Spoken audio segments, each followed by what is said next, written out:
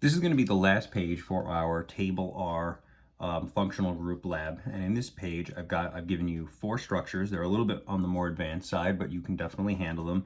If you've been doing the lab up till now, everything you've done stuff this difficult throughout the lab. What you're going to do is you're going to name them, give me the formula, condense them. So it's pretty straightforward. What I did was I highlighted the longest chain for the problem I'm going to do, which is this one right here. And now we have to number it. Now the way, and then I did the branches in pink and the functional group in green. But the way we're going to number it is by figuring out which way gives us the lowest possible branch numbers. In other words, if I numbered it right to left, it would be carbon 1, 2, 3 would have the alcohol, and then carbon 5 and carbon 5 would have the methyls. If I numbered it, so 3, 5, 5. If I number it left to right, it would be carbon 3 with a methyl, 3 with a methyl, and 5 with the alcohol, so 3, 3, 5. The way to do it is actually to total those numbers, and whichever direction gives you the lowest possible numbers, that's the way to do it. The only exception is when there's a double bond or triple bond, then the side that it's closest to automatically becomes carbon 1. So like this has to be carbon 1 because the triple bond's closest to here. This has to be carbon 1 because the double bond's closest to this side. And this has to be carbon 1 because the triple bond's closest to the right side.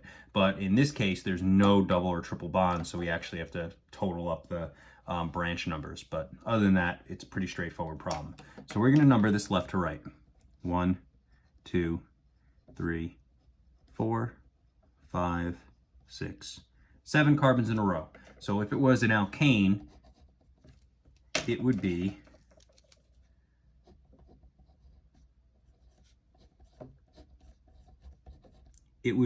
heptane. But because it's an alcohol, it's heptanol, specifically since the alcohol is on carbon 5, 5-heptanol. Okay, that names the main chain and then the branch. Now I have to name the 2 methyl groups that are in pink. Since there's 1 methyl on carbon 3 and there's a second methyl and it's also on carbon 3, I need to name it 3, 3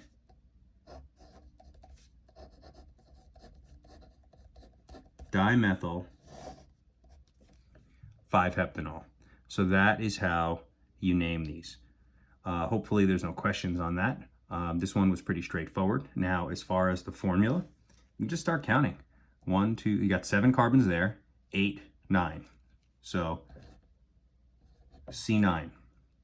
Now you can number it, we count the H's, 1, 2, 3, 4, 5, 6, 7, 8, 9, 10, 11, 12, 13, 14, 15, 16, 17, 18, 19, 20. So there's 20 H's, but one of them is an OH. So a lot of times what you'll see is, you'll see this, C9,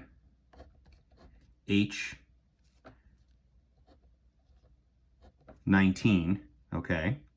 And then since the alcohol is a separate functional group, you'll see it done this way a lot, okay? And that's basically to tell the reader that, okay, there's an alcohol here because there's specifically an OH. Now, another way of doing it would just be this.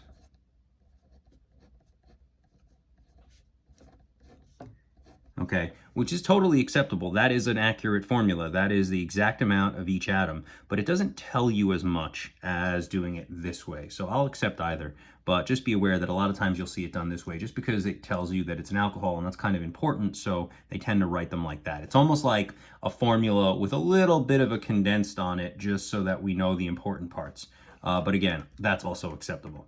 And then for the condensed formula, this should be pretty easy. Carbon 1, CH3, carbon 2, CH2, carbon 3 is just a C with 2 CH3 branches. Carbon 4 is a CH2, carbon 5 is a CH with an OH. I do that the same way Table R does it. Carbon 6 is a CH2, and carbon 7 is a CH3. So that's all you're going to be doing.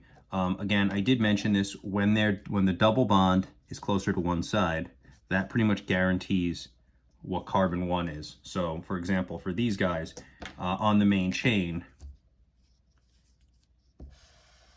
that's carbon 1, that's carbon 1, that's carbon 1.